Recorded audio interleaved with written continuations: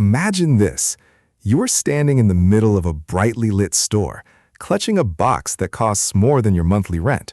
Your heart is racing, your palms are sweaty, and for a split second, you feel like the king of the world. But then you get home. You tear off the plastic, and suddenly, the air leaves the room.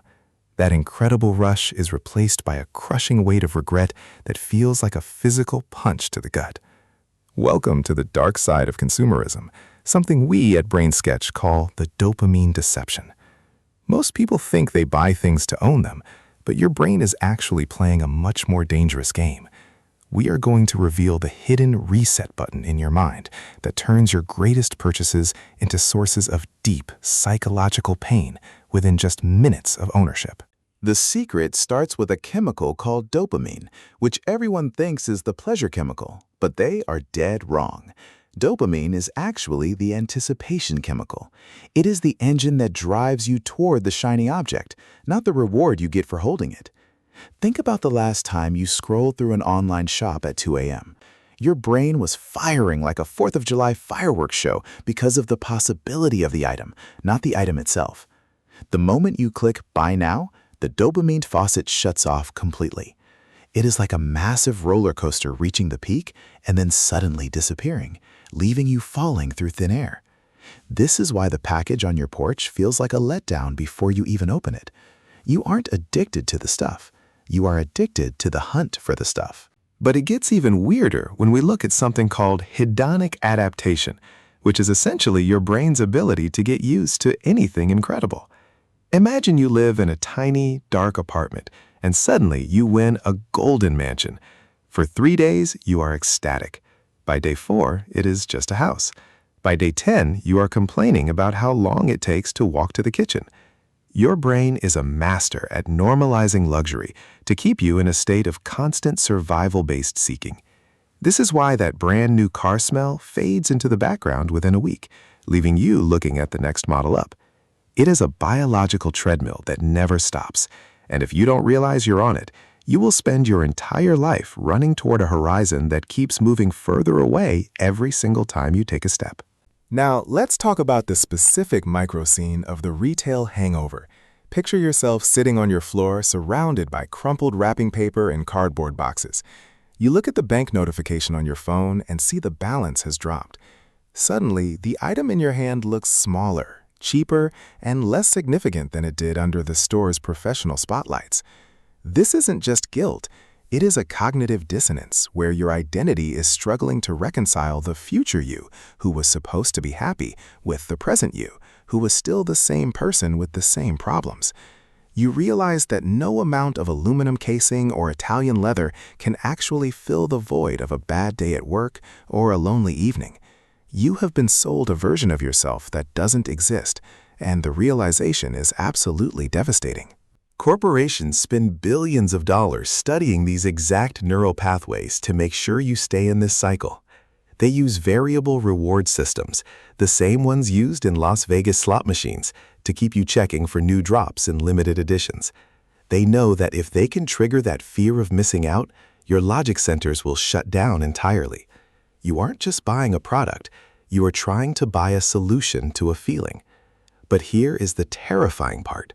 The more you buy to fix the sadness, the more you desensitize your brain to joy. It is a downward spiral where the highs get shorter and the lows get deeper. If you have ever felt like you need to buy something just to feel normal, you are already deep inside the trap that BrainSketch is trying to help you escape. Let's dive into the social status element of this misery.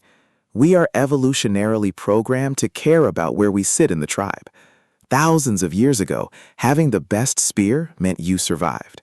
Today, having the latest smartphone is the digital equivalent of that spear. But the tribe is no longer 30 people in a cave. It is 8 billion people on the internet. You are competing with influencers who are literally paid to look perfect, creating a gap between your reality and their curated fiction. Every time you buy something to close that gap, the gap just gets wider because someone else just posted something better. You are trying to win a game that has no finish line, and your brain reacts to this perceived loss by flooding your system with cortisol, the primary stress hormone. This brings us to the decision fatigue that ruins your post-purchase experience. When you spend hours researching, comparing specs, and reading reviews, you are exhausting your prefrontal cortex. By the time you actually make the purchase, your brain is physically tired. This exhaustion makes you more susceptible to negative emotions. You start to nitpick the flaws. You see a tiny scratch or a slight lag in the software, and because you invested so much mental energy into the choice, those tiny flaws feel like personal failures. This is why people who overthink their purchases are actually the ones who feel the most miserable after they buy them. The more effort you put into finding the perfect thing, the more likely you are to hate it when it finally arrives in your hands. So, is there a way out? Or are we doomed to be sad consumers forever? The answer lies in a concept called involuntary attention. We need to stop looking at what we don't have and start focusing on the utility of what we already own. But your brain hates this because it is boring. It wants the spark, the fire, and the newness. To break the cycle, you have to lean into the discomfort of the buy-nothing phase. When you feel that itch to spend, it is actually a signal that you are lacking a meaningful connection or a sense of purpose in that moment.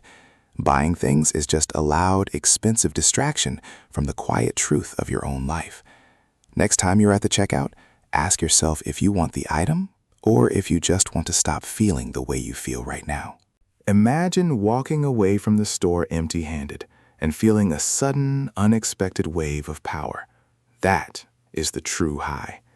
The ultimate realization is that the sadness you feel after buying things is actually your soul trying to tell you that you cannot purchase a personality. You are not the sum of your possessions, and you are certainly not the brand of shoes on your feet. As we wrap this up here at BrainSketch, I want you to look around your room right now. Every single thing you see was once something you desperately wanted. Now, it is just stuff. If that realization makes you feel cold, good. That is the feeling of your brain finally waking up from the consumerist coma. Are you owning your things, or are your things owning you? The answer to that question will define your happiness for the rest of your life.